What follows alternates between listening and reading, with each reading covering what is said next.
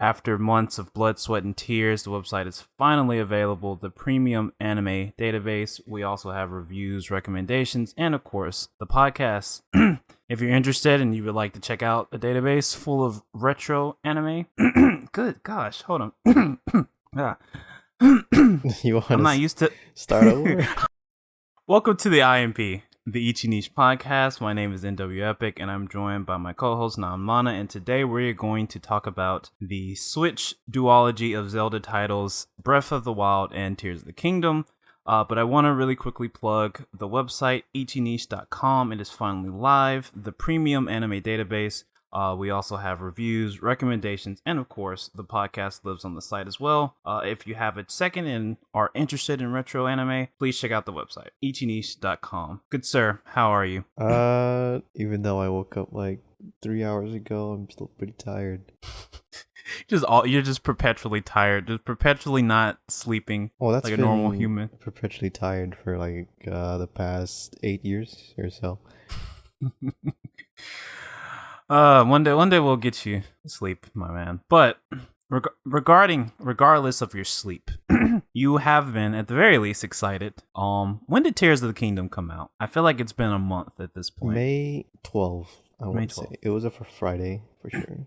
Gotcha. So I mean, it's been a month. When did Breath of the Wild come out? Was that 2016? Is that when the Switch released? Was it 16 or 15? It definitely was. It was a launch title, of course, but yeah, I feel like it was 16, but Google might tell me differently. March 3rd, 2017.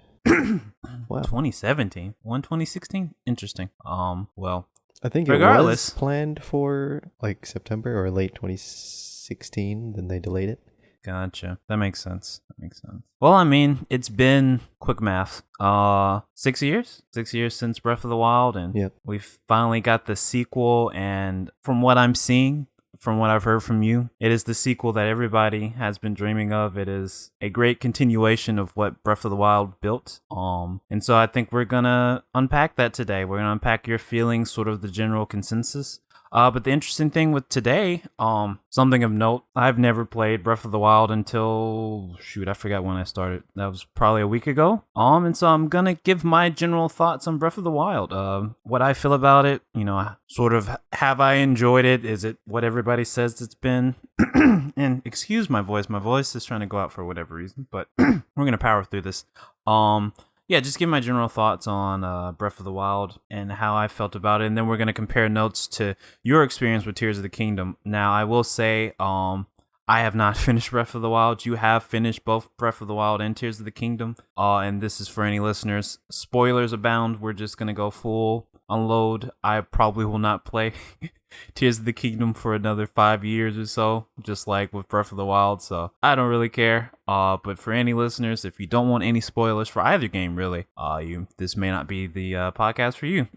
So with that being said, I think the best format for this is sort of like a question and answer style between the both of us. So we'll start with me. You sort of ask me some questions about my experience with Breath of the Wild, and then I'll just answer those. And also, the freedom to sort of just talk about whatever you want to off of those questions. We don't have to stick just, so rigidly to that, but I think it'll be good to initiate some of the discussions that we want to have with the games.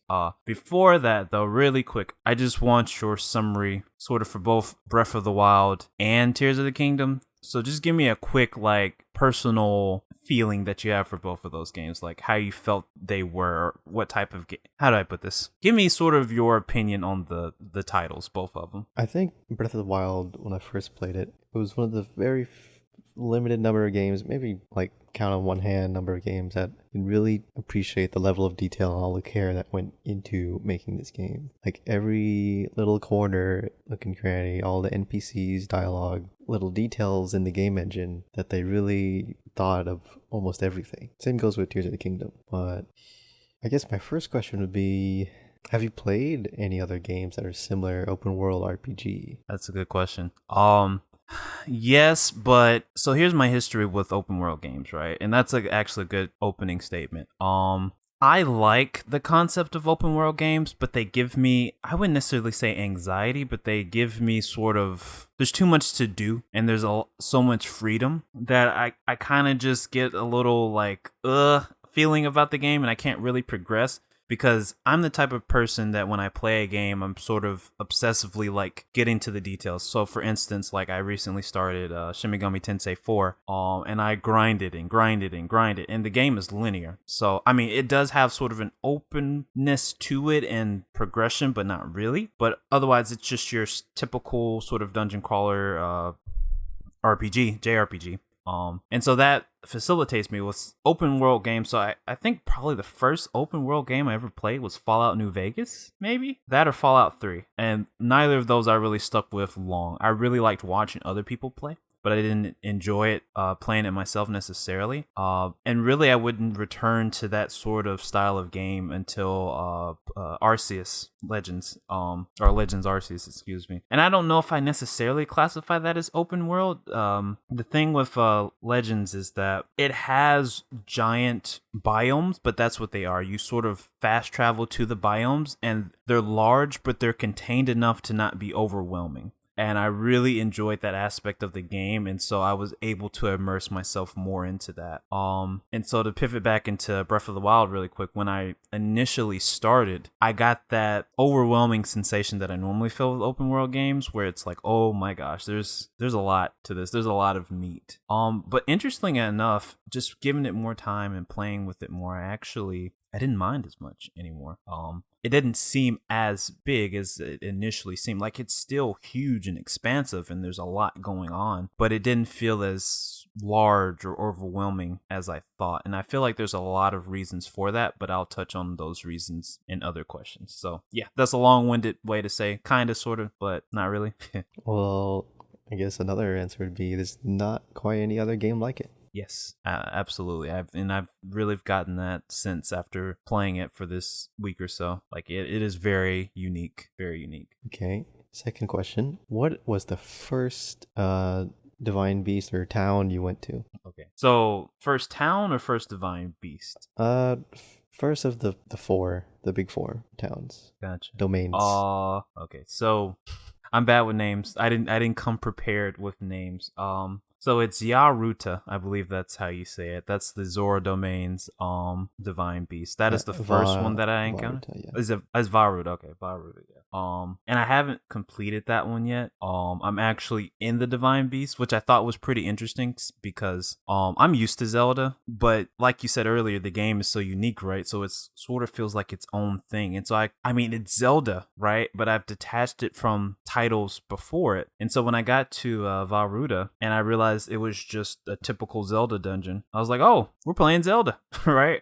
Because the game's just so different than what has come before it. Like, I had already disassociated that there hadn't really been any dungeons in the game, so that was pretty cool. And I really like sort of the way the world just organically moves you into like the little sub stories with each domain. Of course, I haven't experienced the other three, but at least with the Zora domain one, like I'm just randomly traveling, right? Like I haven't even completed sort of the main sort of tutorial section yet, but I'm just, doing my thing. And then I just so happened to come into a location where one of the Zoras like, hey, you're a Hylian, right? Like our Prince Sidon, or however you say it, he needs a Hylian, can you come over, blah blah blah. And then it's like, sure, I guess. And then you make your way over, and then you get the the full thing, meeting Sidon, and then he basically travels with you on the path as you take the human route to the Zora domain, and then you start to unravel the backstory of one of the four guardians.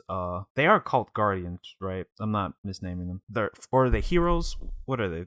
The champions. Champions, yes. every name but the actual name, yes. The four champions. And you learn a little bit more about Mipha, but it's not even just Mipha. You learn a lot about sort of the attachment that the people had to her. You're starting to unravel those mysteries that you don't necessarily know, because obviously you're playing this game after they've lost the war against Calamity Ganon. So yeah, that's the first one I made it to.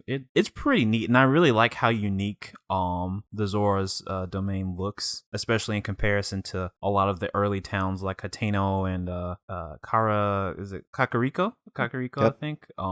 Yeah, just everything looks unique. And we'll probably touch on this with another question, but on top of that, and it's something that you sort of told me before we even, before I even played, like all of the NPCs have their own like character, their unique models, their own stories. Like an issue that I have with like JRPGs in particular, right, is like NPCs are utilized to flesh out the story or to flesh out the environments, excuse me. But oftentimes they can be like reused models and just with generic names like Jerome and Tyler and I don't know, just all these generic names, and you don't really grow attached. But like all of these characters like have their own little stories. Like I go into Zora's Domain and like there are some of the kids that they were small children when Link was still around 100 years ago, and now they're like adults, and they're like, oh my gosh, Link, or one even calls him like Lenny. And then you have like some of the older guard, right, who are like, you dirty Hylian, like, oh my gosh, and they're just upset because they're like, you took Mifa from us. And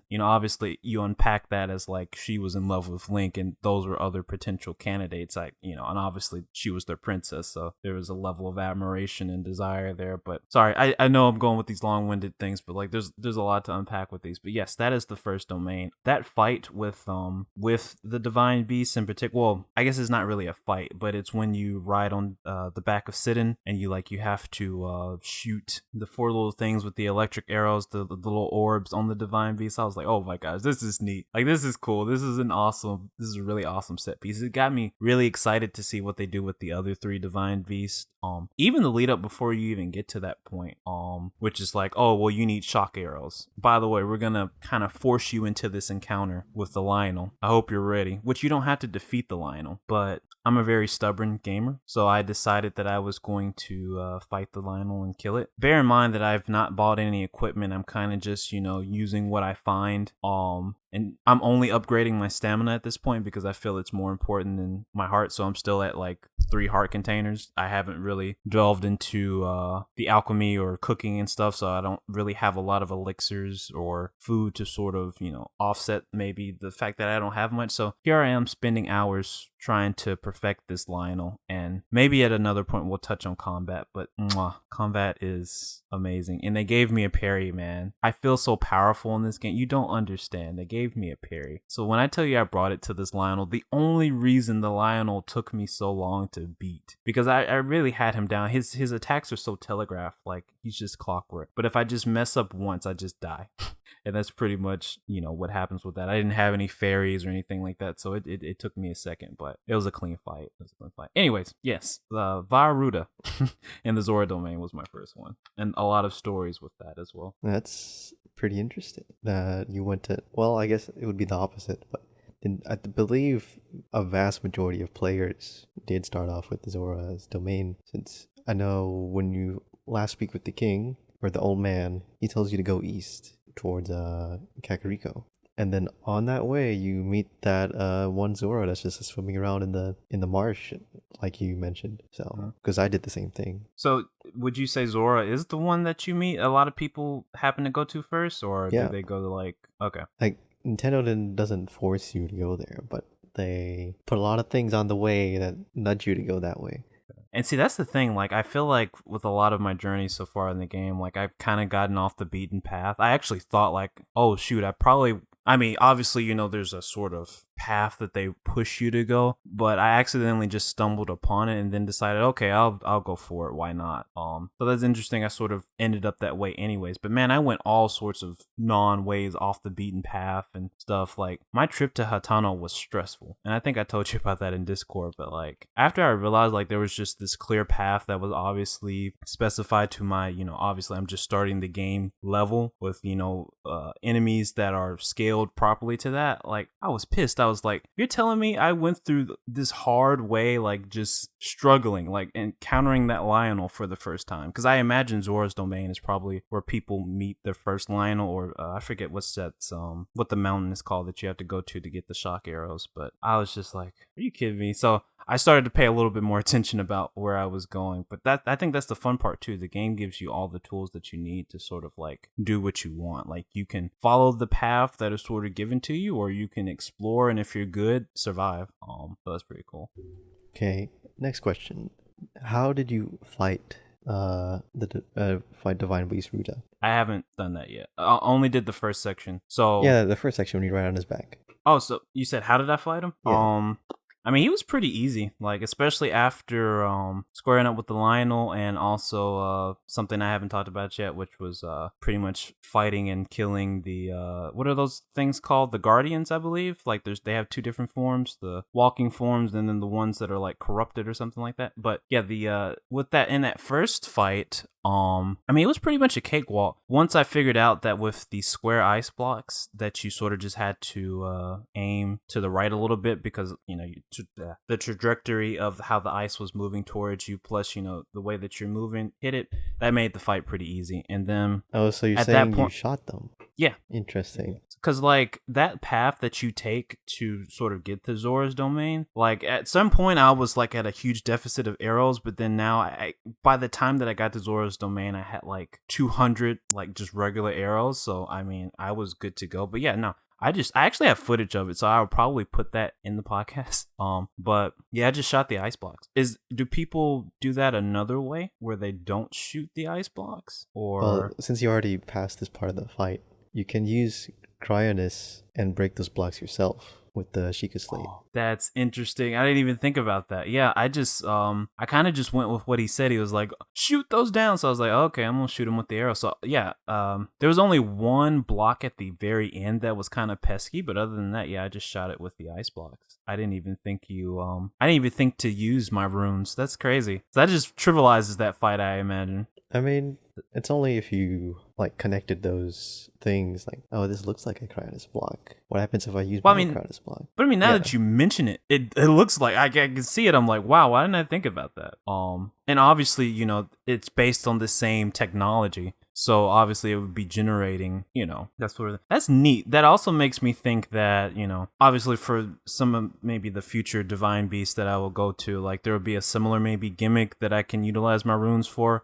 Or maybe it's the actual use case that they want you to do it for, but that's neat. Again, game has layers, man. Who said this is like an onion? Like there's layers. That's crazy. But that was a pretty fun, I guess, mini boss fight. I'm curious to see what you actually encounter within. I assume it'll be sort of your standard Zelda sort of sub boss, but maybe not. I don't know yet. All right, well, I forgot. What other questions you got? Yeah, I kind of forgot. Oh, you found out what the Korok seeds do. Yes. You so the Korok seeds. Yeah. And that's what I was talking about earlier. Went off the beaten path. Like I didn't take the easy path to Tenno. So I completely missed them at first. Yeah, I gotta complain about the Korok seeds. Like I think I have glowing praise for pretty much everything in this game but Korok seeds. Part of it's a personal bias, and then the other part of it is like an actual criticism, I feel, at least in my opinion. So I don't really care for collectathon games, so think like your Donkey Kong 64s, your Banjo-Kazooies, anything Rare. Well, not anything Rare made, but you know, the genre popularized by Rare in the 90s.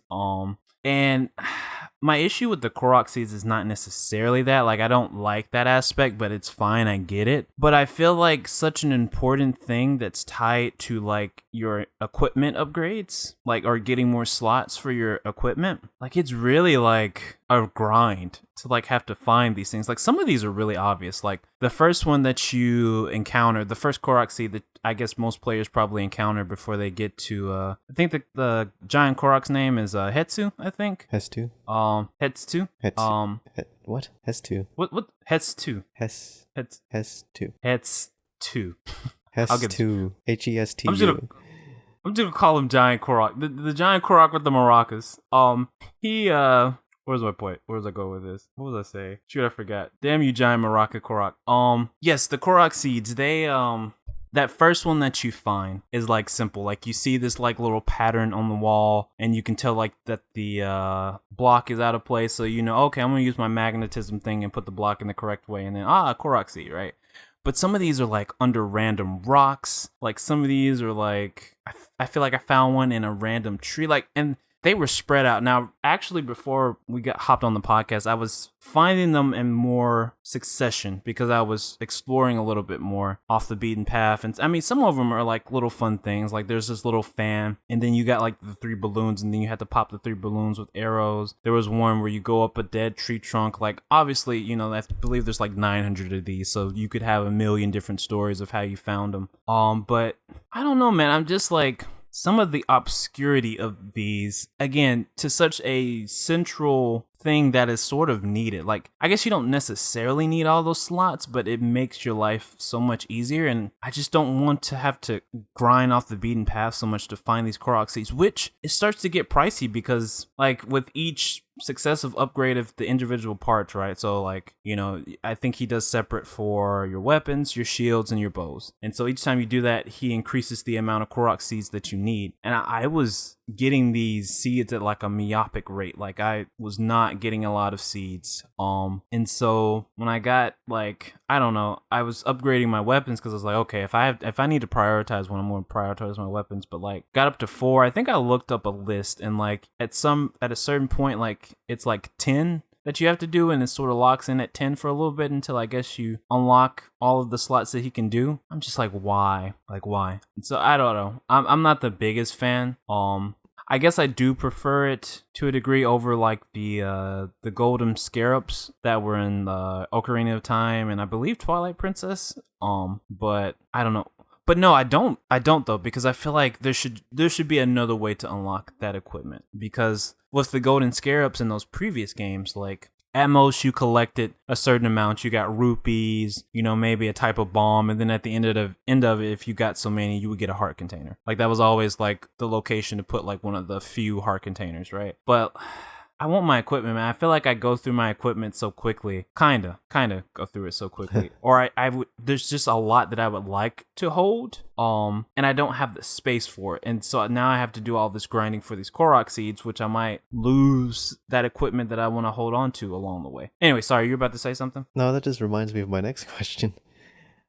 How do you feel about breakable weapons? I think so it's a twofold answer. I really like, so let me start without that question. I like the realism. Obviously this is a fantasy Zelda world, so I know, but I like the realism that the game takes in a lot of its approaches to how things are handled. Like certain things just make sense. For instance, I hold an apple in my hand and I approach my horse and the horse just eats the apple. There's not really a tutorial for this, but it's just a thing that happens. There's just realism there, right? And so to a degree, I sort of like the system with the weapons. The other end of that is I think it forces you to experiment with a lot of different weapon types, and it also sort of makes the adventure more fun and unique. No one person's, you know, journey is going to be the same outside of maybe like a speedrunner, and even then there's variants there that could potentially happen. Like, you know, I could stumble upon this mob goblin who has this broadsword, and then, you know,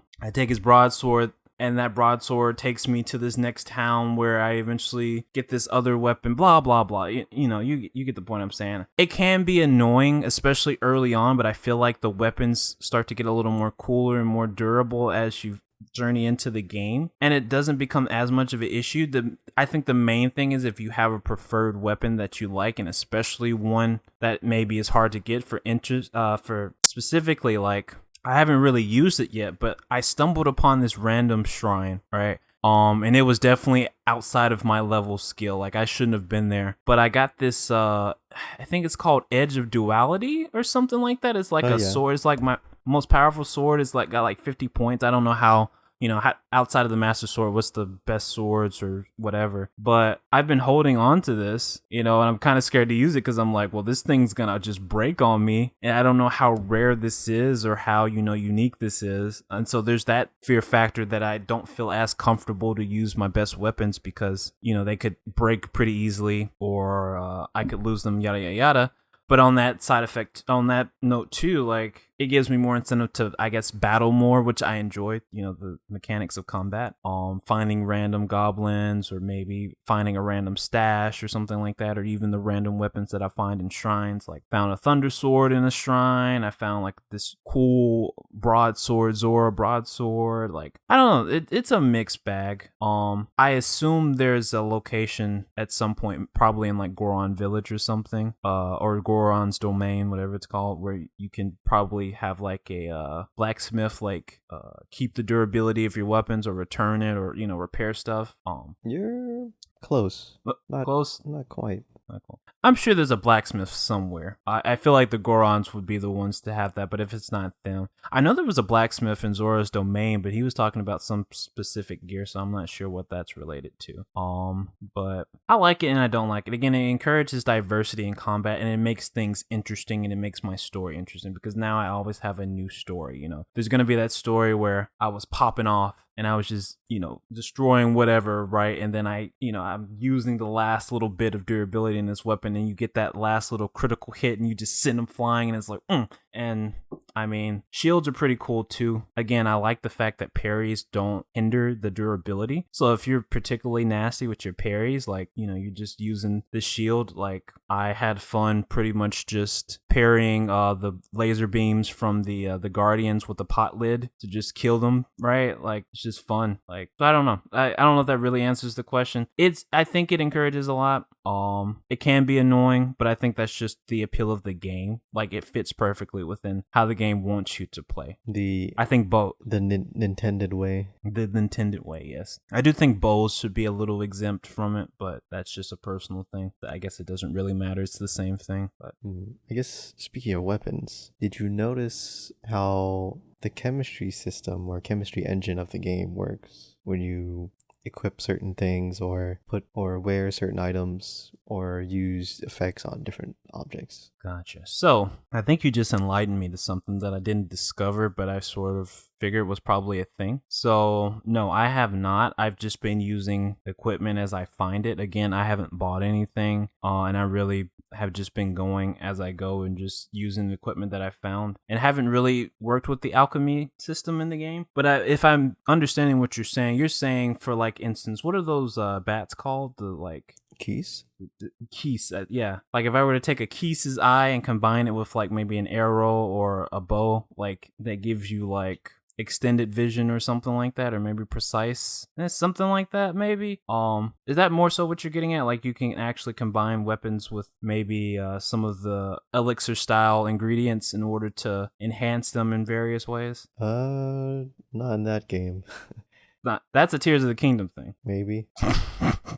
I mean, this is spoiler cast, so I have to withhold that for me. But I'll assume that's. I guess that's you said it. I'll give you this one minor cool thing about Tears of the Kingdom. Yes, you can fuse eyeballs to arrows, and they will track your target. That's awesome. They're homing on your target. That's awesome. Let me tell you why I figured that out. I mean, I went looking for something because again, I was fighting that Lionel, and I wanted to see if you could stun lock the Lionel in the head. So like if I consistently hit it in the head with the arrow, like could I do that repetitively, or was there a cooldown? And I saw somebody mention like the Keys eyeball and the bow, and I was like, how does that work? And I didn't know. I didn't look at it too much further, but okay, that makes sense. So what are you referring to with like alchemy and stuff with your weapons and such? Because I do know like there have been some random weapons that I found. For instance, like there was a guardian sword that had increased critical hit status, and I found a few shields or bows that had increased strength or durability or defense and stuff like that. Is that what you're referring to, or are you referring to something else? Not really. I'm more speaking like the game engine or the physics engine. But physics engine. Well, that's why I don't want to call it physics engine, because it's not dealing with the movement of objects. That's why I say chemistry engine, where objects have different properties that interact with each other in the world that weren't specifically programmed to work with like specifically in one way or specific objects. Say, have you climbed a snowy mountain where you needed like warm I have clothes? not yet. No. Or any cold area? I mean, I've been to the cold area once. I guess that initial tutorial section, I climbed that. I didn't really climb though. I just walked through it. Did you have to make any warm, like spicy pepper stuff? Yeah. Okay. Do you ever use a torch of any kind? Yes, I have used the torch. And you would notice that the torch helps you keep warm. I did not notice that. You did not? I did not. Because I didn't use the torch, and the only times I've used the torch is actually just to make a makeshift fire to like make quick food or to light up the little I guess cooking stations with fire. Okay. Or that one quest in Hatano, but that's interesting. I haven't really been in a cold location. There was that one instance, like I told you, where I found the Lionel that way when I was heading towards Hatano, but I didn't have a torch, I didn't have fire. I kind of just I guess I'm lying. Then I did climb up there, but I didn't notice anything weird, if that makes sense. Okay. Huh. I may be playing the game wrong. Or I might be playing it the Nintended way. The Nintended way. Well, so I don't know about if that's like something they would prioritize or something, because it's not like a major part of enjoying the game. It's just something that this also works. Or so give me an example. Like the snowy mountain or walking in a cold area. Say you don't have any warm food or warm gear to wear, you can wear something or equip something that is warm and it should help. Gotcha. So are you more so referring to like maybe the way that they design things, like there's a level of realism or a level of like, we're not necessarily teaching you this, but it still works maybe the way you think it would. So for instance, like you're giving the example of being in like a cold location. Like if I have a torch with me, that'll help retain, heat rather than, just walking there by itself. Is that what you're more so getting at? Gotcha. Yes. Okay, yes, I have. Yeah, the world engine does kind of work as you expect it, even if you're not told how it works. Yeah. There was a few instances of that, and I actually came to talk about those, but because I think again that was a big part of the immersiveness, like just little small things. I gave the example earlier of like I could feed the apple to the horse, right? Like my brain was like, I wonder if I can feed this horse. I would like to feed my horse, and I took an apple out, and then it comes and eats the apple out of my hand, or I was cutting down a tree randomly and like apples fell from the tree, and then my horse, obviously most of the time they just stay stationary, but it goes and sees the apple and then it eats the apple off of the ground.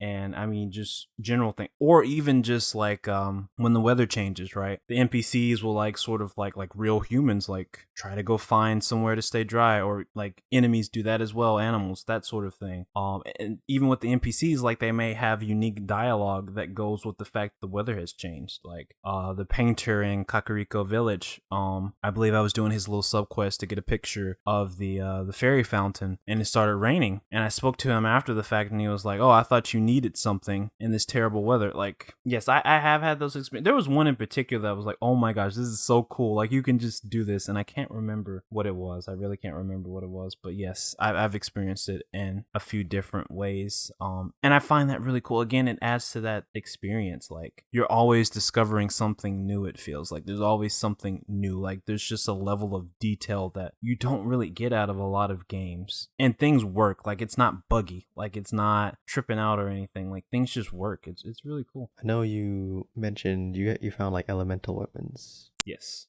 What kind of elemental weapons have you found? The only one, so I do know that there's the little, I forget what those creatures are called, but they're like the little wizards, and if you defeat them, they drop like the fire rod or the thunder rod or the ice rod or whatever they're called.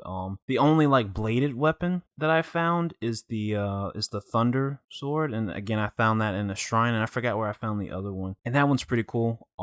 Because again it's like you have to let it store its charge, but when you unleash it for the first time, like you get this great big electrical explosion, and like it stuns the enemies depending on what the enemy is. Of course, the flame arrow, ice arrow, electric arrow, bomb arrow, those sort of things I've already encountered as well. But I'm curious to see how the other elemental weapons work, or what other elemental weapons there are. But yeah, the thunder sword is really the only, I guess, normal one.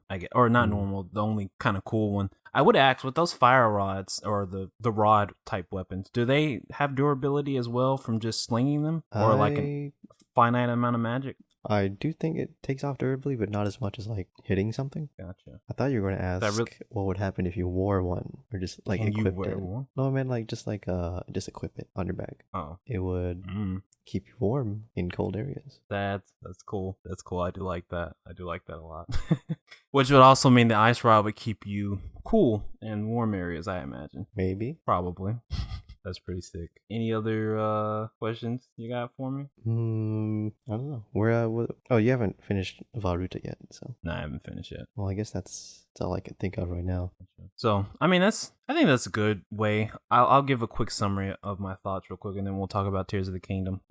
Yeah, this is a fantastic game. Like just really well designed. I've said that like 50 million times, but it can't be understated how great it is. I think the challenge dungeons, I call them challenge dungeons, but the shrines, they're like pretty cool. Like I like the shrines way more than I like the Korok seeds. Like they're good puzzles. I found it pretty interesting. And one thing we didn't touch on, I'll ask this question for you because you probably forgot about it. I am playing the Wii U version of the game and not the Switch version. And so see, you couldn't answer that question because you technically played the Wii U version as well. But there's a particular shrine where you have to use the Wii U gamepad to like to rotate maneuver. The thing. Mm-hmm. I'm curious. There is a plugin for the very, what's it called? Well, there's a plugin where you can install on your phone and you connect it to your PC over internet or cable and use the gyroscope in the phone. That's awesome. Why do I need a phone to play on my Wii U? I don't know. I mean, you lost your gamepad, man. You lost your gamepad. Yeah. Or actually, it broke. The screen broke. Yeah, that's right. You know, they're not making new ones anymore. But one thing I'll say too before I talk more about Zelda, I miss my Wii U, man. Like that was my main system. Like it's been a blast to play my Wii U. And so just sort of playing this game on it. One other cool thing, and this is going back to Zelda, load times, like non-existent. Like obviously if you go into like a shrine, I don't know about that. Or this bad. Yeah, well, on my dusty Wii U, not your nice premium Wii U that you have, load times are like you don't have them at all. Like, of course, when you go into a shrine it does, but that's because obviously it's loading a new environment. But like the overworld doesn't have any loading times. Like, there's not noticeable. Like, what's that term for like looking out into the distance? I forget what you call it. What's that's called? What is that called? Like when games sort of load in the background as you move towards it, like it's not loaded until you move closer to it. I guess level of detail. Yeah. I guess, yeah, there may not be just a term for it, but like everything you can see. Like, of course, like, sure, maybe the mob goblins may not be at the camp when you look at it from a certain distance and they might kind of appear in, but it's more natural looking. It doesn't have that sort of nasty pop in look that you see in a lot of, games. Arceus. Like, I was thinking it, I didn't want to say it, but yes, obviously Arceus and especially Scarlet and Violet, but like the game just runs so well on Wii U. It's crazy. Like, yes, there's been slowdown, and I will say I was a little upset at the slowdown when I was facing the Lionel because the game couldn't handle my awesome skills. So like I'd be going for the parry and then I would lose a few frames, and I still would hit the parry, but I was feeling that nervous, like, where did my frame rate go? I need the frame rate to be consistent. But the game just runs so well. I miss the Wii U. I love playing on the Wii U gamepad. The gyroscope functions, I'm sure they exist on Switch, but like they don't actually feel gimmicky. Like they feel good. Like, I can sort of aim with the Wii U gamepad if I'm shooting an arrow, and there's other certain, use cases for it where, moving the gamepad is pretty cool. Yeah, Zelda has been really fun. I kind of hate that I haven't touched it before now. But I really like it a lot. There was something else I was gonna say. Finally starting to use my recommendations. I am. Mob Psycho 2? Come on. I mean, you're right. Oh, yes. This is random, but Paya is best girl, or I guess her full name is Papaya. I'm not sure. I think it's just Paya, though. Paya. She's the Sheikah. She's Impa's granddaughter, I believe. Yeah, she's great. The guy who was crying about his cuckoos, he's great too. I discovered a bit more about that after we talked about it, and you love your cuckoos, man. I support him. Yeah, I mean, I don't really have anything too unique to say. Like, it's designed right, it plays well, the game. Oh yes.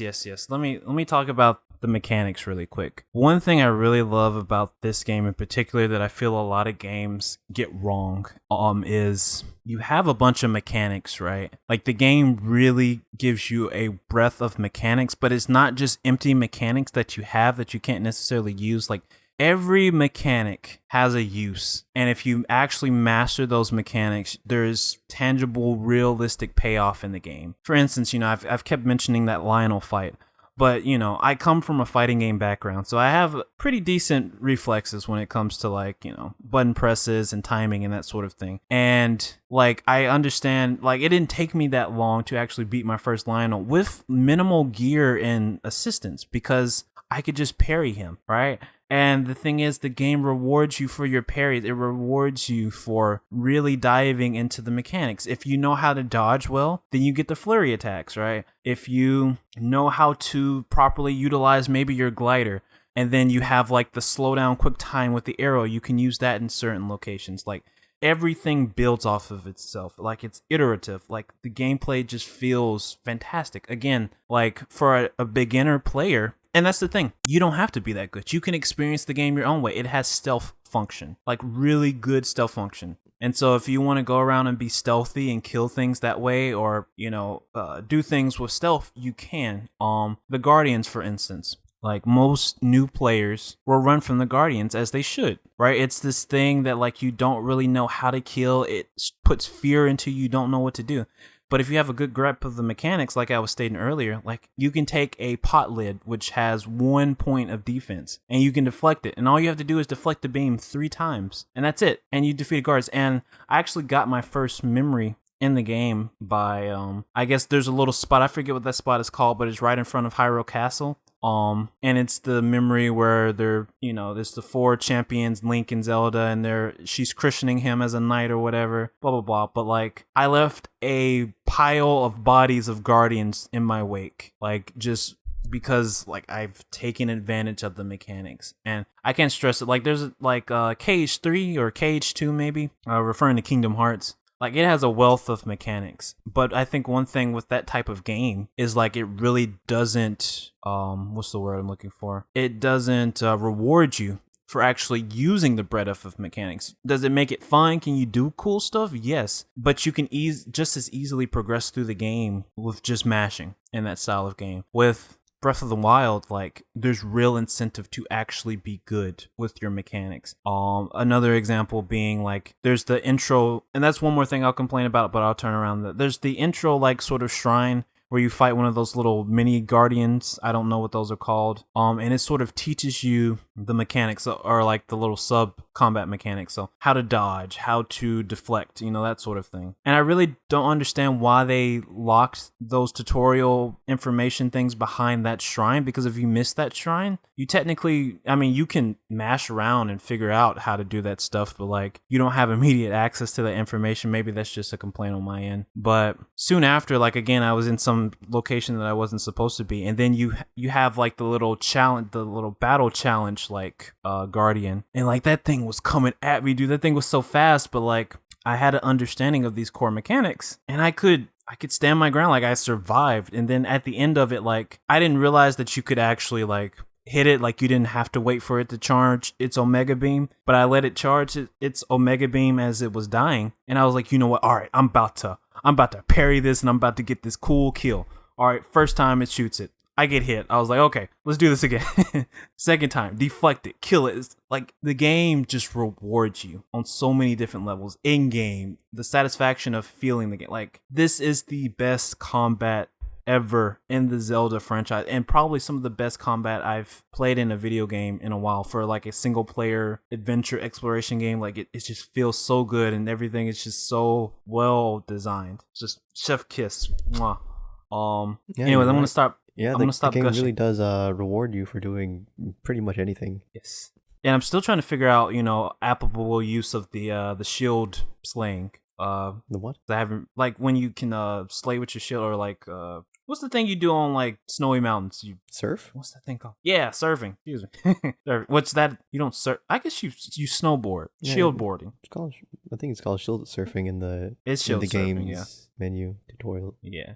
Well, that is one thing you mentioned that occurs in the game, that you can just completely miss mechanics if you don't go in the right place. And I think that's and some things are locked out. Well, not necessarily locked out, but they're not like, I know in the game menu there's a control section. You can see special controls where they list parry and shield surf and all that. Those don't get revealed until you get the tutorial area for that thing, even though you can still like do the action. So that is one thing that's didn't really like. Yeah, it's kind of a dumb way to do it, because I mean, like, especially that, you know, the combat one, right, where it teaches you how to backdash or, you know, sidestep or how to parry. Like, those are so pivotal. Like, they're so pivotal, and you could completely miss that and not know it's in the game. And especially for somebody who, you know, newer school, you know, game players who are used to like having the information up front, like they may never like experiment with pressing buttons and doing stuff, that they would never find it. And it's just like, that's not a great way to do that, because it's very easy to miss a shrine, especially if you're just following, again, the intended path of progression. I only randomly found that because I was just kind of messing around, which the game really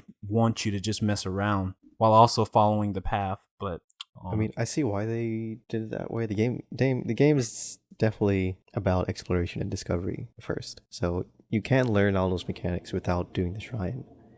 But how many people are going to do that?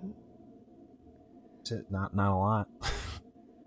Not a lot, especially like, you have to think about it too. Like, I feel like as advanced and deep as the mechanics are, like, it's pretty welcoming. Like, you don't have to be like, again, you know, I said I come from a fighting game background. You don't necessarily need that to play this game and to be good at it. You just, you know, you might need to practice a little bit more, but like, you can do all these things, and there's ways to, that's the other thing. Like, you don't have to follow the correct way to do things.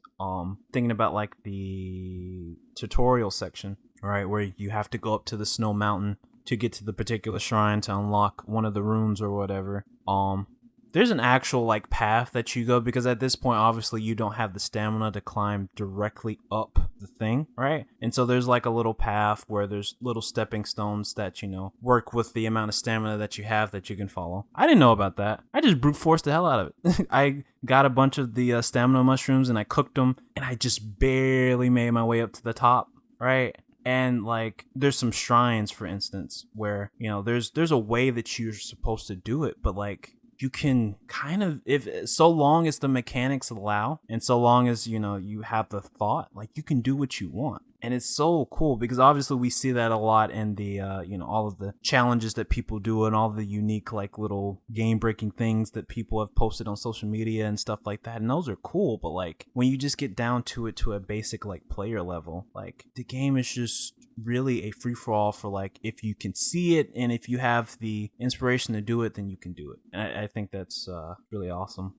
Yeah, that's one thing I think people don't really get about the Nintendo way, is if Nintendo really wanted you to do something a certain way with no other options, they would have locked you out of it. So you're right that as long as the mechanics of the game allow you, it's valid.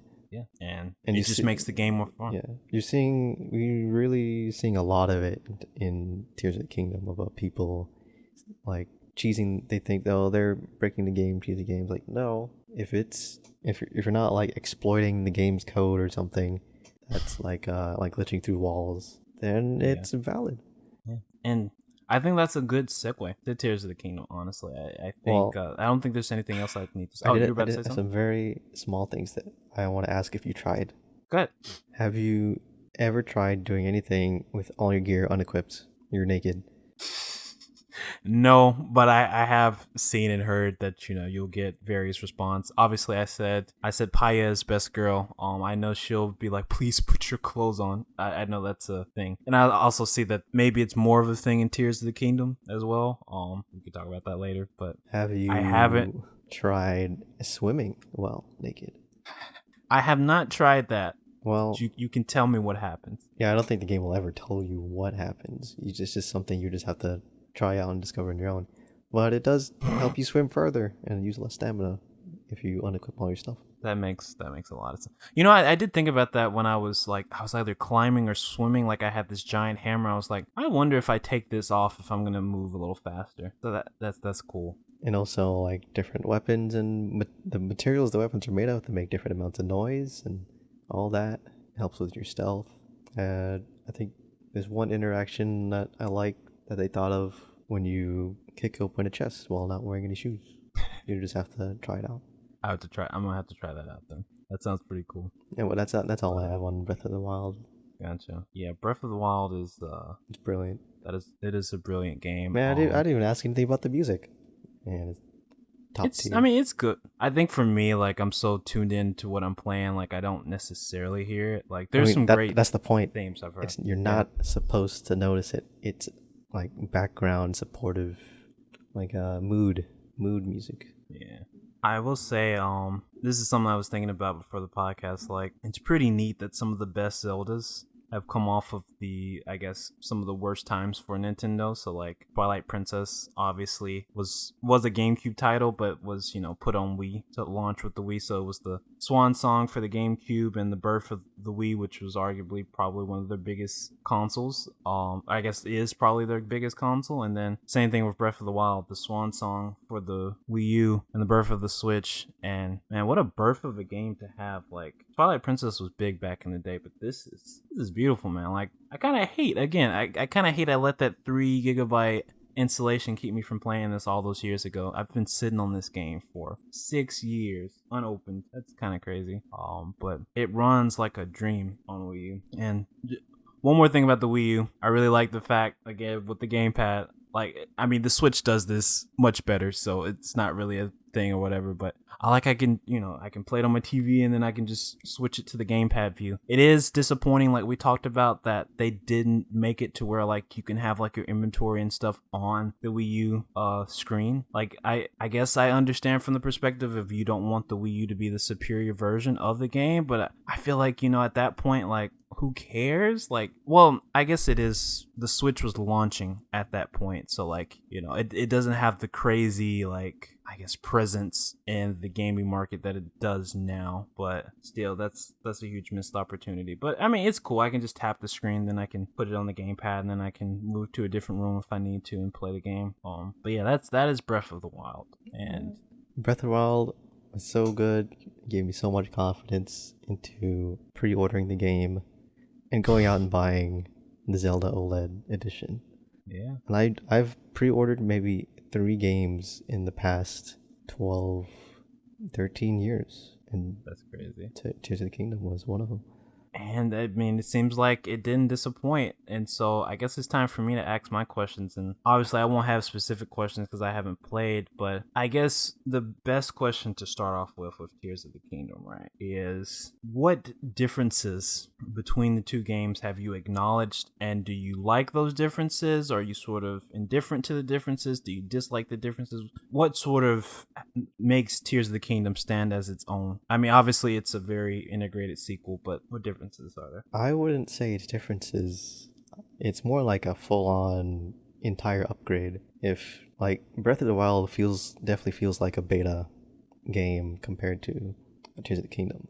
That's crazy. I mean, I think that was kind of I don't know what they call it, but that's kind of the feeling when you see some, I don't know, like compared to, if you put them side by side, like you can definitely see like, oh, this is their Nintendo's first attempt at making an open world game, and all the interactions and physics and everything.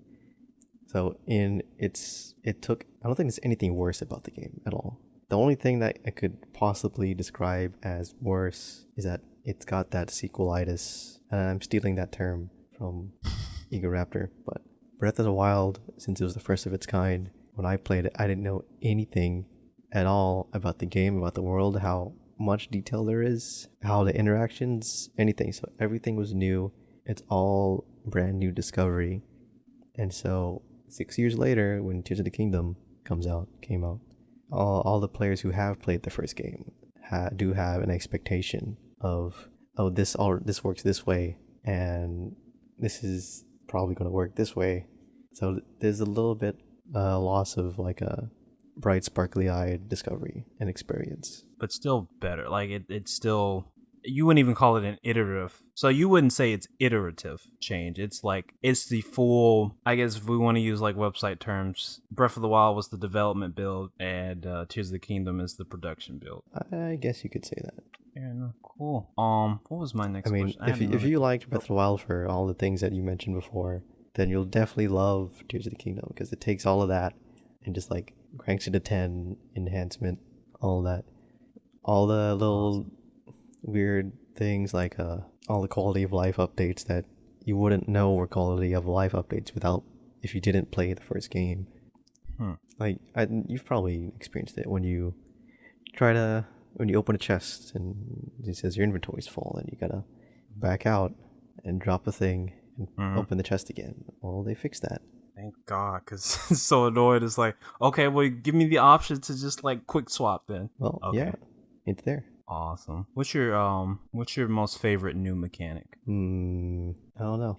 The whole like building and construction and everything and all the engineering. There's the subreddit Hyrule Engineering. People make the most insane shit like flying drones with tracking missiles and everything. Gundams, mecha robots. Oh, wait.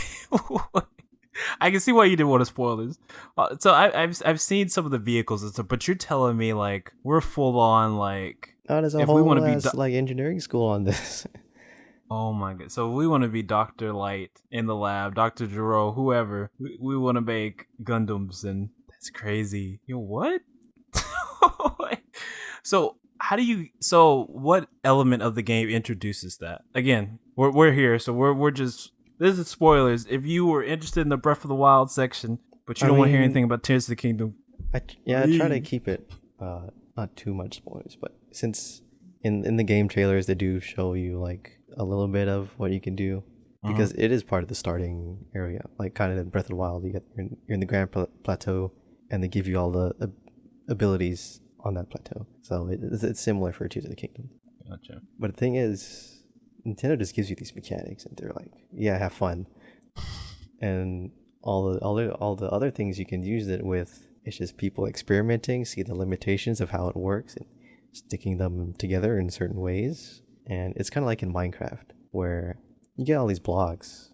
Some blocks have like they do a special function, but some people like turn that into building a whole computer, like actual computer with a memory and a graphics renderer inside Minecraft. You're not telling me y'all are doing that in Tears of the Kingdom too, are you? I mean, I'm sure somebody out there has figured out how to use all these things and build a computer. Oh my goodness! I haven't seen it, but it's eventually. What has Al Numa done, man? I have some Googling to do. No, you don't. It's not. I don't know. I gotta see, I at least gotta see the Gundam, man. I'm sure it's not an actual Gundam, but I mean, like, I gotta see something. Well, if like you see /Hyrule Engineering, you get all kinds of shit there. That's if Reddit's still not blacked out, but that's a whole other thing that we're not talking about. I'll check if it's open. Story. It's open. It's open. We'll go home. We'll go take a peek. Story. What how do you feel about the continuation of the story versus, what Breath of the Wild introduced? Do you think it's a good continuation? You think it's an okay continuation? I guess some of that'll stem how you felt about the original story. So give me your thoughts on that. I mean, Tears of the Kingdom is definitely the game that feels like an actual next chapter because it's the same world, same universe, same characters that you get to meet again throughout your travels and see, how you've been, or like what you've been doing all this time. And there are certain, I wish there could have been more, I would say, because go ahead. Sorry. There's some things I wish should have been acknowledged or could have been acknowledged, but there just wasn't there when I was expecting it. Which you've only, if I remember correctly, told me you only really got to like half of the game before like beating it, I believe, or maybe 75. I did complete the main story and all the side quest stories. Gotcha. Okay, that 50% mark that includes all the non-collected Korok seeds, any towers you haven't like revealed or stuff like that. Gotcha. Or any pictures you haven't taken. Does Zelda play a more active role in this game? Like, obviously she's you're going to rescue her from Hyrule Castle in Breath of the Wild. But is she more active in Tears of the Kingdom? Kinda, sorta. She does play a big role, but not in the way that you expect. Gotcha. And then because of that, you're kind of wondering, like, did Nintendo really intertwine this as much as they could have or wanted to? It wasn't bad though. I don't think it was bad. Gotcha. Well, on that note too, do you like encounter or meet a lot of the I guess same towns and maybe some of even the same NPCs that you saw from Breath of the Wild, or is there more I guess new locales and individuals? Because obviously I've seen a few of the trailers for Tears of the Kingdom, and I know there's a big emphasis on the sky. So I'm not sure like how fleshed out the world is in regards to, I guess, pre-existing things that we've seen. I mean, in terms of characters, they're all still there. Okay. So I mean, yeah, they're all still there. I'll imagine. Oh, there is one character that I wish, or maybe DLC, hopefully, that isn't there at all. I don't know. No one knows what happened to him. I don't know if you've met him already. He shows up at the stables a lot. Which stables? All the stables. He just shows up a lot. He's always there. Well, hold the phone. You telling me they got rid of my boy Beetle? No. Oh, he's there. Okay. Who else shows up at the? Trying to think. Who shows up at the stables? Well, maybe not at the stable, but sometimes at the stable. He's usually around nearby. I'm trying to think. There's a few NPC dudes that are always walking the road selling. Can't think of the only person I feel like I see everywhere, but it's not really lives there as Beetle. But you can just tell me. I might remember if you tell me the name. It's the Cass, the accordion playing Rito. Ritos are the birds. Yeah, the bird people. See, I've only met him once. And that was I didn't go into that. Man, I got so many stories from playing this game, and I've only played it in a week. It's kind of crazy. I only met him that one time. There's a particular shrine quest where you need to guide a deer into a particular section in order to unlock the shrine. What? So I haven't seen him past that. I don't remember that shrine at all. It's fairly early. Like you have to ride on the back of a buck, and then you have to take that buck to a Yeah, I didn't do that. Interesting. Well, when I played Breath of the Wild, I didn't know that there was all of this stuff to do. Yeah, that's fair. Let me see. Another question. Do you think Tears of the Kingdom was worth? This is a stupid question, but it just came to mind. Do you think it's worth $70? It's definitely. I feel it's worth $70. $60 would have been nice, but I'm also making up for my non-purchase before. For your borrowed Wii U and Breath of the Wild disc. And I feel like I more than made up for that after buying this OLED edition. Yeah. So how does it feel to return to, I guess the Breath of the Wild style game? Like the last time, would you say the last time you've played Breath of the Wild prior to any maybe like I'm gonna play this just for fun to sort of catch up again? Like I did try to play it again on because before when I played it, I had a pretty weak hardware, so it was practically performing just like a Wii U with a little bit of enhancements and stuff. But I did try playing it on like a ultra wide on my new hardware.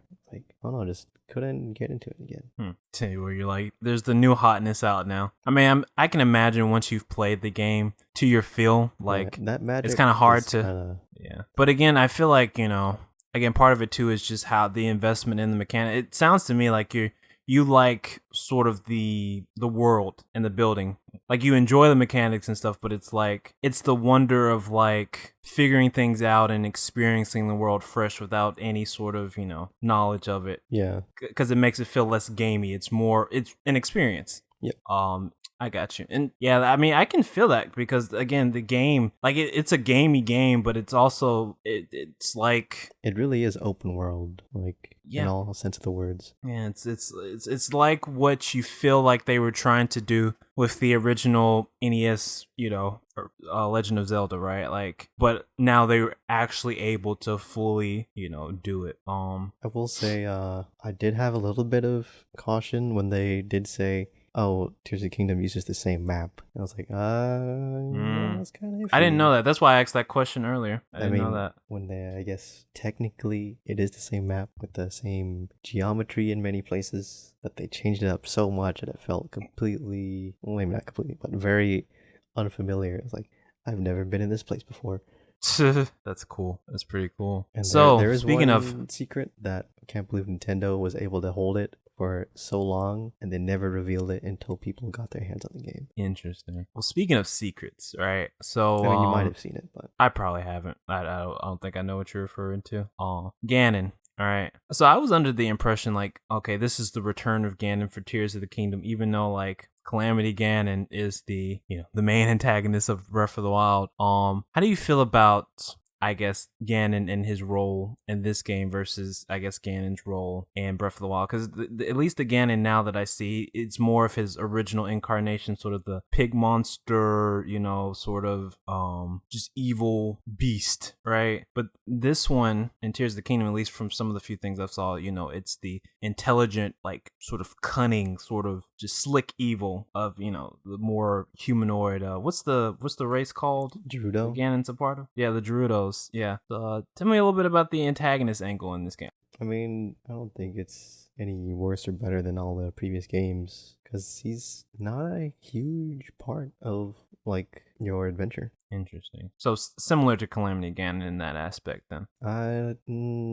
Kinda, not really. Because Calamity Ganon can be more expanded to all the evil grossness and dark wavy stuff around the world. Like, when you defeat or release evil from different things, that's Calamity Ganon. But I guess there's a similar thing in Tears of the Kingdom. It's called Gloom, all the dark, smudgy, muddy stuff. But even so, it sounds like to me you're saying like... But Ganon himself is... He's way more detached. Yeah, he's not... Calamity Ganon. I mean, I guess you could say that all the gloom comes from him, but it's not. But Ganon, as a character himself, is not a huge part of your adventure until you get towards the end. Interesting. Pretty interesting. So he's just always sort of looming, but almost even forgettable until you get to a certain point. That's an interesting way. I feel like, the way they were hyping him up, like he'd have more of an active presence in the story. Like obviously Calamity Ganon, again, like he's the evil thing in the castle, but like you said, right? Like he's sort of forefront at all of the bad things that are happening in Hyrule, but interesting. Yeah, he's like the root of all the bad things, but he doesn't like show up. Interesting. Well, I guess there are similar side quests to like the memory things. That you can learn more about it. Does Link have a similar memory situation in this game, or is it just more specifically learning more about, I guess, certain events? We don't have to be specific. I guess more of the latter. Okay. Yeah, it's not Link's memories. He's not like amnesiac this game. Gotcha. Obviously the 4 champions are big fan favorites. Do they have any presence in this game, or are they're done? The champions? From the from Breath of the Wild. Yeah, which is disappointing.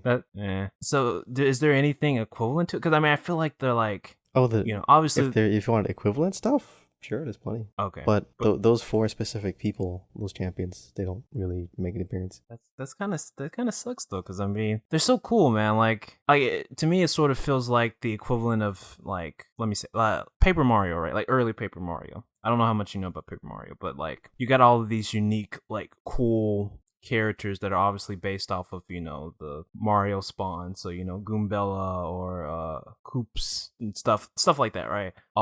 I really feel like the 4 champions were like awesome ways to sort of really integrate these sort of subcultures or these different races that are obviously Zelda mainstays, but put them at the forefront. And I guess you said there's equivalents, so I'm sure there's still some good hotness there, but I really like that they were pushing those characters, especially with what's the Muso game spinoff?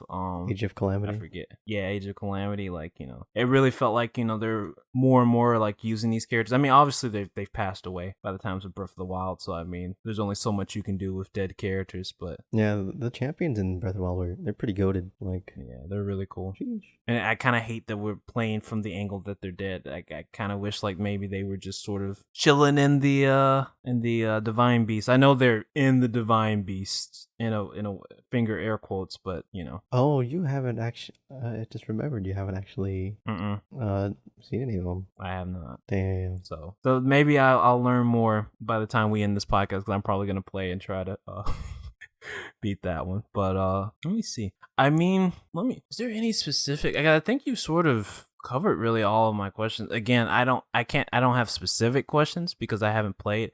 I have some general questions about Zelda in general, but not necessarily Tears of the Kingdom. I already asked you what's your favorite new mechanic, but I guess what are you enjoying most outside of like, obviously, you know, the just exploring and experiencing things for the first time. What did you enjoy most out of Tears of the Kingdom?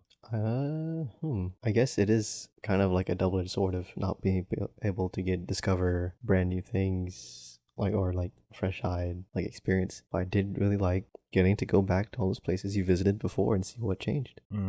Like visiting all the NPCs and towns and everything. See what happened. What are they doing now?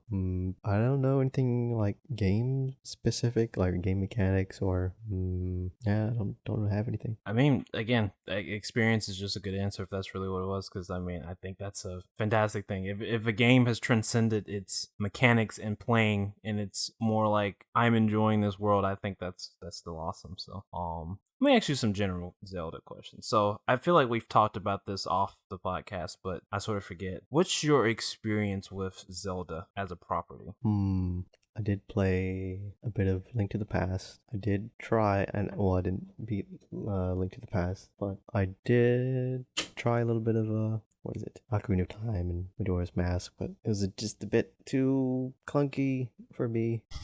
That's been spoiled on all these modern games. I really liked Wind Waker, played all of that, the HD version. I've watched playthroughs on Twilight Princess and Skyward Sword, but I think Breath of the Wild was the first one I just blindly played, picked up and decided to play. Before Breath of the Wild, would you have considered yourself a Zelda fan, or just more so? Because I think I would like to do another podcast with you, because one thing that you told me that you do is like, you know, you would find information on Nintendo Power stuff, or I don't know if it's specifically Nintendo Power or maybe it's just old retro magazines. But would you consider yourself a Zelda fan? Was it Nintendo-ish fan, like, or? Well, I don't think I'd say a fan. Like, I enjoyed their place in the game industry and what they did, or what they do, I guess. Like, both Zelda and Nintendo in general. But I wasn't like a fan that would buy all their releases or consoles, merch, and whatever. Okay. So really, it was Breath of the Wild that sort of was like, okay, I like Zelda now. Or more so, I like Breath of the Wild. I like this style of game. Keep more of this, please. And I really think that's the reason I bring that up too, is I think it's an interesting point. Like, I've talked with coworkers about Breath of the Wild, and you know, people, you're not the first person to be like, you need to play Breath of the Wild, or you know, you need to play Tears of the Kingdom.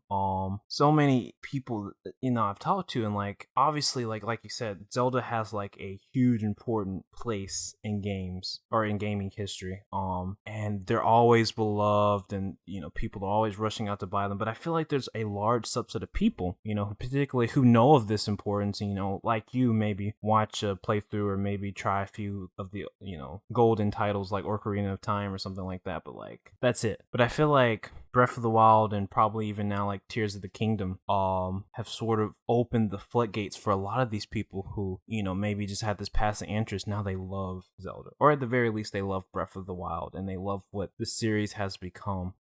I think from your view, at least from what you've seen, do you feel like Tears of the Kingdom has sort of had the same level of influence that Breath of the Wild has? Because again, like you said, it's not new anymore. It is a sequel. It has expanded and improved, but it hasn't necessarily redefined like Breath of the Wild has. So do you sort of feel like, from what you've seen regarding Tears of the Kingdom, and even your own experience, like it still has that ability to influence people, or people really want to get their hands on it? Yeah, I'd say Tears of the Kingdom is bigger and better in every way. But is the magic the same? And what I say when I say that, like, I don't mean like just the initial experience of like just wonder. I mean like obviously like it's the same map and it's sort of the same graphical style and it's some of the same beats, but like I don't really know the best way to explain it. It's like there's certain shows or certain games that just have that magical essence to it, right? And so does Tears of the Kingdom sort of embody that, or is it just a mechanical improvement to Breath of the Wild? Does that question make sense? I mean, when I say bigger and better and everything, I say it's equal or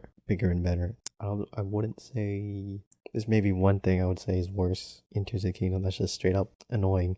But I feel like to really appreciate Tears of the Kingdom, you have to play Breath of the Wild first, and you have to play them like you can't just play one. You can play Breath of the Wild on its own, but you can't play Tears of the Kingdom without Breath of the Wild. Gotcha. Because I don't think people will really appreciate what Tears of the Kingdom is without first knowing what Breath of the Wild was. And that's the point I'm sort of getting at. Like, So I guess it's kind of impossible for Tears of the Kingdom to embody that magic because you didn't know where that magic came from. Very interesting. That's a very interesting thing, and it's like eventually one day, like I mentioned before, like Mob Psycho 2. Mm-hmm. You won't appreciate Mob Psycho 2 without seeing Mob Psycho 1. That's just that is a fact. That is an actual fact.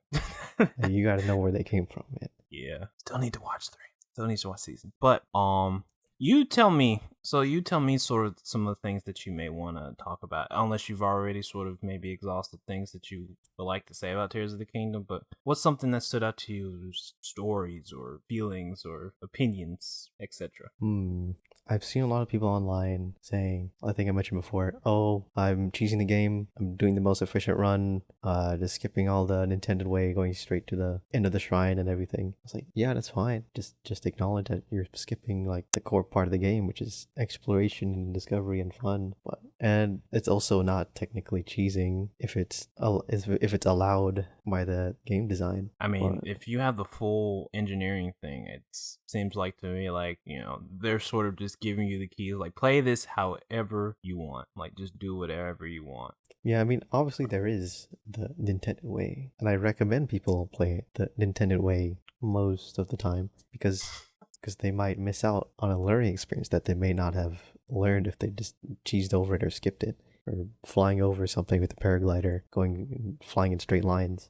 You miss out on all the rewards and experiences on the ground, or doing it on the path. I've also seen people say, the game gives you too much freedom. Like, there's no such thing as too much freedom. It's like, my brother, you're the one pressing the buttons. I mean, well, I guess it depends on what you're referring to. Again, like I told you, like open world games are overwhelming to me. So to a degree, I can understand that sentiment of too much freedom.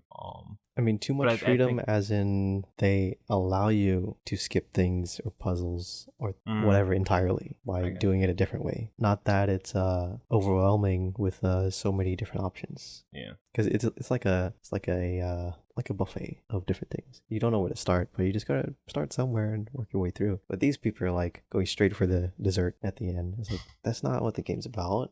It's about the journey. I was like, I guess you can play that way. You don't have to eat the rest of the food. You can go straight to the dessert, but why? Yeah, I don't know why you would pick up a game like Yeah, I paid $70 to speed run this game in 1 hour, sure. But see, and the thing with that too, though, is like I've seen it online. Like you said, I've seen the argument online. Like, sure, if you want to speed run it, go ahead. Like, that's your $70. Like, and some people like get really pissed. They're like, oh well, I don't blah blah blah blah blah. It's like, well, if they want to speed run. Oh, and that's more. I think these people were more so targeting like actual speedrunners, right? Who want to optimize the game. Yeah, I'm not talking about actual speedrunners because. Oh, I know what you're talking. You're talking about people who do it the most efficient way of doing everything. They skip over the things using the same methods. Like, oh, we'll just glitch through this wall and not bother with the rest of it. Yeah. Oh, that brings up an interesting point before I let you go back to things you may want to talk about. I saw a lot of fuss about this, I think it's like a rupee glitch or something like that, or an item duplication glitch. Duplication sounds right. Tell me a little about that if you know anything about that, because I saw it got patched, sorta. I mean, it got patched and people found another way. The end. I mean, people... I understand. I've seen complaints about people like, oh, don't item dupe. It's like a lot of people like, I'll play however the game I want to play. It's like, yeah, that's fine too. But just people who do say, oh, don't do it that way. It's like, no, they can play however they want. But I also see the other side of people saying, I'll play however I want to play. I spent my $70. Like, yeah, that's cool too. Just acknowledge that whatever you do in the game, there's a trade-off for everything. Yeah. Like, if you want to duplicate all these items and skip the grind of everything, like, fine, but just make note that you might miss over some cool experiences while doing that. Yeah. Which, I mean, again, I understand both sides too, because older I get, the less time I have. And so it's like, yeah, do I want to spend all this time doing this stuff, or do I want to, like, sort of get the goods? And because I mean, I think that's the great thing about the game too. Like, it's not like you're just, the grind is everything. Like, there's so much and there's so many cool moments, at least speaking from Breath of the Wild. Like, yes, I've done a lot of grinding, but then when I get back to the main set pieces, like, the main set pieces are awesome. Like, the Varuta thing I was not expecting, but it was so cool. And I know there's more cool things in store, right? So it's sort of like, I grind a lot, but now I'm sort of like, I want to get back to this main quest. So I can really understand those people like, yeah, I just want to do the cool stuff. Just want to do the cool stuff. But then there's also, the other end of that where it's just like, but this is a methodical game. I mean, there's so much to find. They say, oh, I want to do all the cool stuff. Always like, but you don't realize how much cool stuff you're missing if you just skip to the what do you think is cool stuff. Well, and it can be understated. Like I am saddened by the fact that there's so much content in the game that people will never see because they just don't know it's there, or just don't want to do it. Like, there's probably hundreds of thousands of dialogue that is never going to be seen by anybody because sometimes they happen under specific circumstances, or you don't have this item that you need, or just didn't bother doing it. And it's like, oof, all the artists and writers who put all their effort in.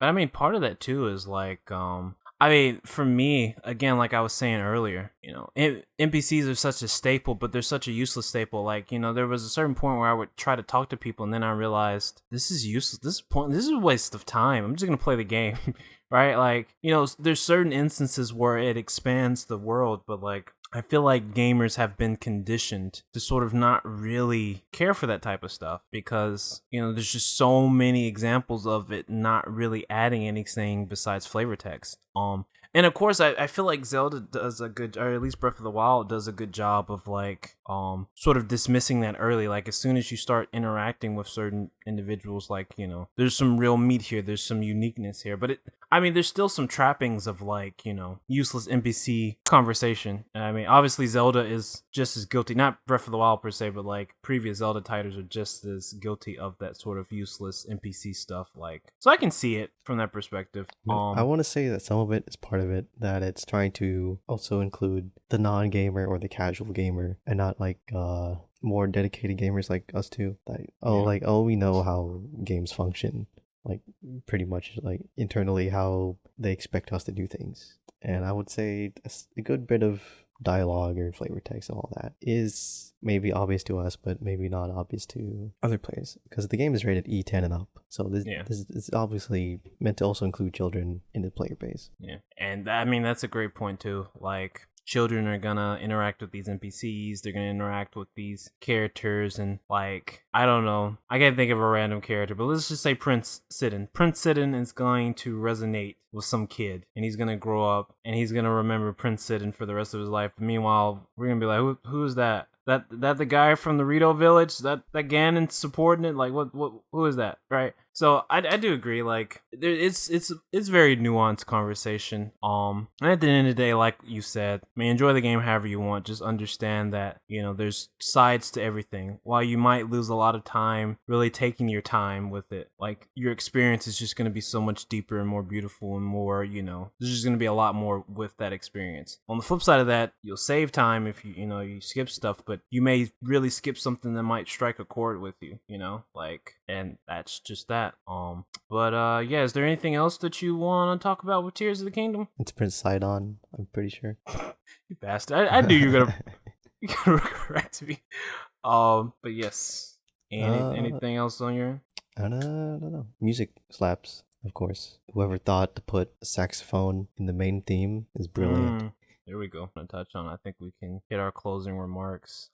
As you can probably tell, I've grown to love the game over the course of this week, and I'll see how far I get before I complete it. I'll see if I actually complete it. I don't have the time like I used to dedicate to games like this, and I'm just like, I know I could spend a month playing this game and probably not be done with it. Heck, I mean, you took you what, like a month to finish it?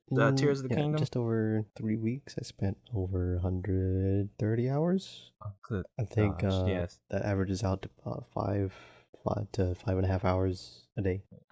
No way. I don't have that time anymore. I used to, but I don't. But like, I'm really glad to get. I know, but I'm really glad that I got that this opportunity to play it. I guess, or I took the opportunity to play it.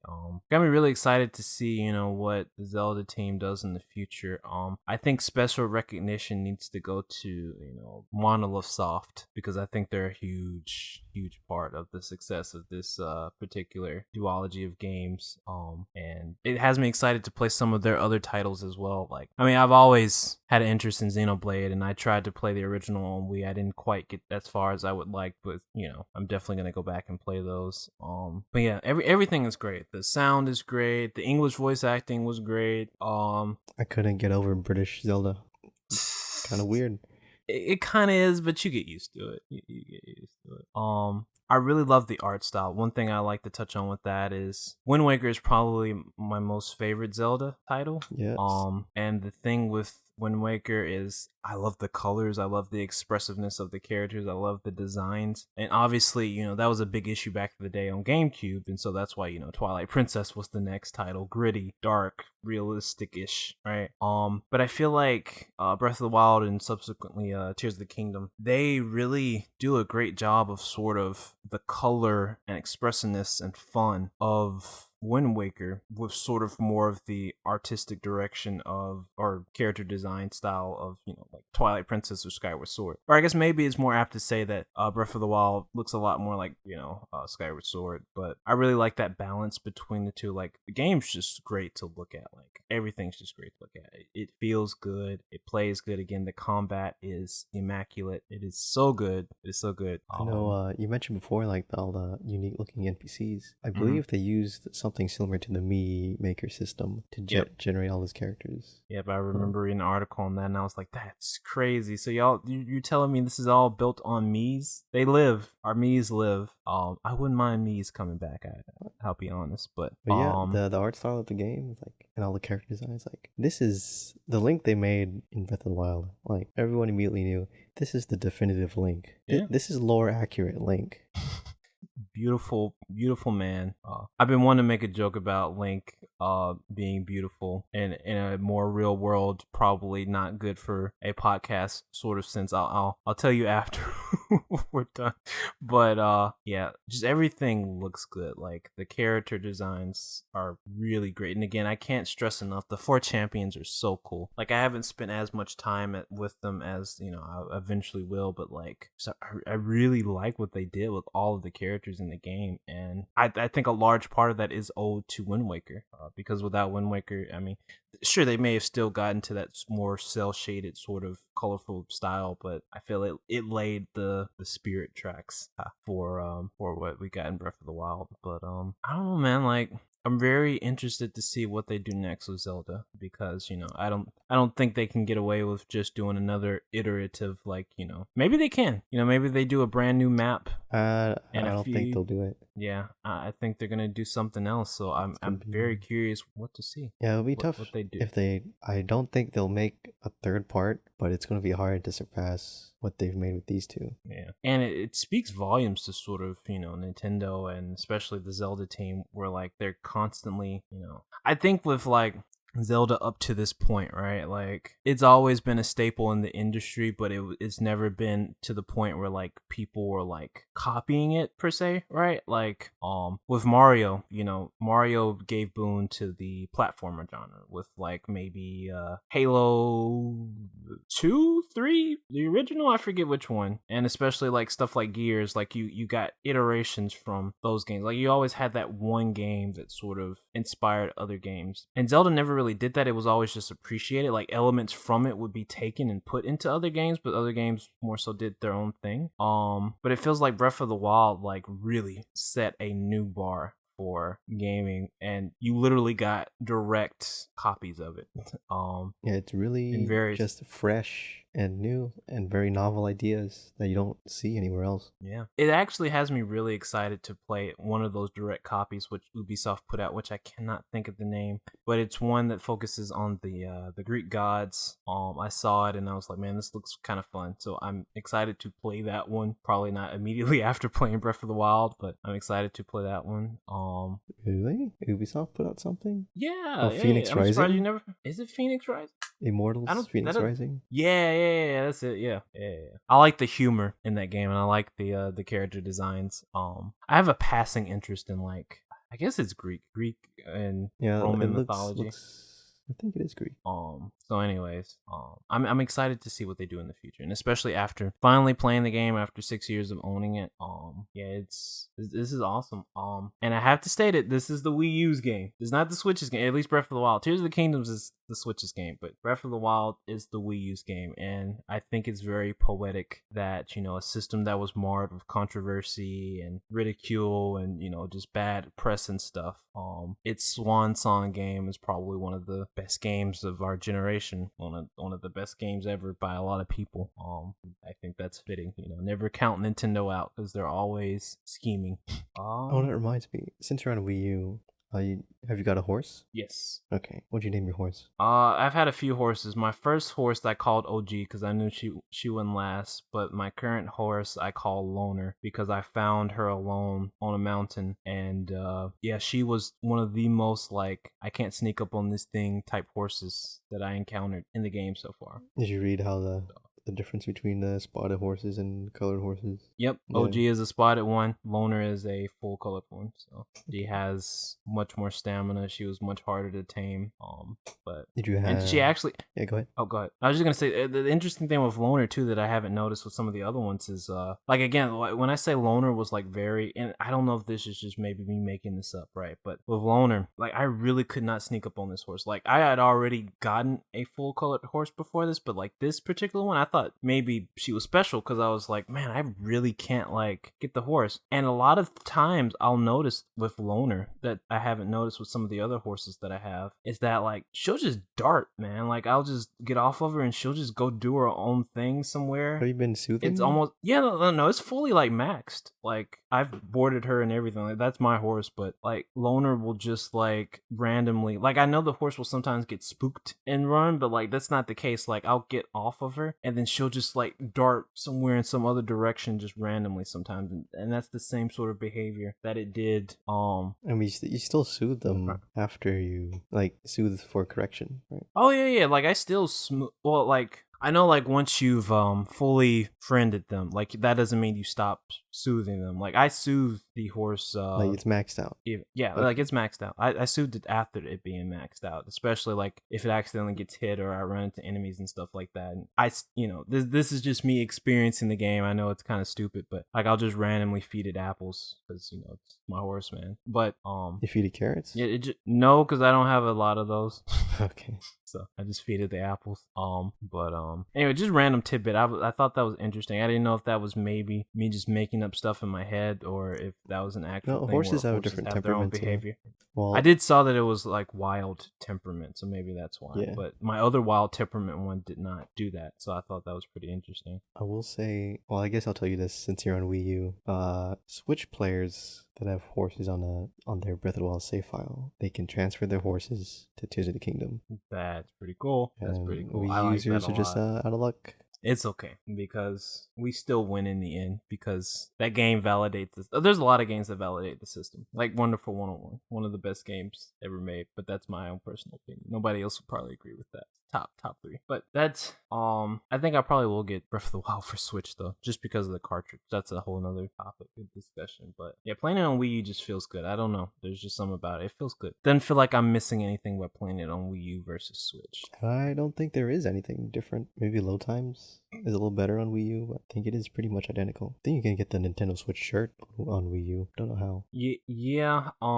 There's actually what's it called? World of Long Plays. I think they've been streaming the game, and I saw they had that in their inventory, and I was like, interesting. How do you get that? But I'm not too concerned with that. One thing I thought was interesting, before we close, I guess, the little Xenoblade Chronicles 2 subquest. I didn't really follow that, but I was like, that was mad random. I remember I was just in the field and I saw that. I was like, when they do a collaboration, well, obviously again, Monolith is working on the game, but like, you telling me I can get Rex's equipment in game? Kind of cool. I wish they did more of those. Oh, that reminds me actually. So before we wrap up, because it's been 2 hours, the DLC. Obviously I didn't buy it on Wii U. What does the DLC encompass? I will really recommend the second DLC because of how crazy it is, or the I guess the big ending. Big ending. I don't really remember what happened in the first DLC. So is it canon story stuff? It's related to the story, but it's definitely completely optional. I don't think it doesn't matter whether you do it or whether it ties in or not. I don't think it does actually. So it's more fun content rather than story content. I mean, it has story content and it's fun content, but it doesn't. I don't feel like you're missing anything from the main story of the game, from the base game. Gotcha. But it definitely adds on to it, and it's a nice ending. I don't want to spoil it because I really liked it. Okay. So it's something I need to experience. Like I said, I'll probably get it on Switch. So I mean, I could just get it there. I wish they actually have a version of Breath of the Wild that has the DLC if you get on it on Switch, and you will have to beat the game first to do the DLC. I have to play everything all over again. Yeah, that's why. Are DLC still available on the Wii U? No. The store is closed. Like, it's closed. Oh, so you can't get it anymore. Yeah. That sucks. It's a done deal. That's man. Because the second DLC does take place after the main campaign. Well, not the ending, but it takes place after much of the game. Gotcha. Okay. I mean, you can still play it. If at most, I could just watch it. Yeah, I guess. Watch it if I really don't want to experience it. Again, I'll probably experience it. I mean, I wouldn't just buy this game again just to not play it. I'd probably play it on Switch, but just, obviously I'd have the knowledge of what to do after playing it on Wii U. So. I don't know if I'd say it's worth playing the whole game again, but it's really good. Well, I think it's really good. Or the whole gimmick of it.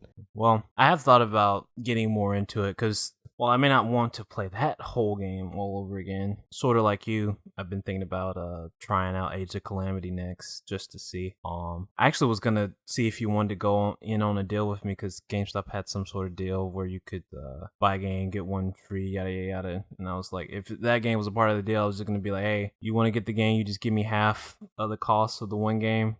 You just get that one, I get the other one. Yep. But maybe next time.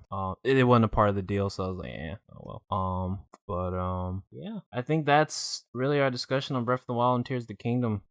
Play it, buy it, do it. It's fun. If you still have a Wii U and you still play it, like, it's actually inexpensive, which I think is pretty cool.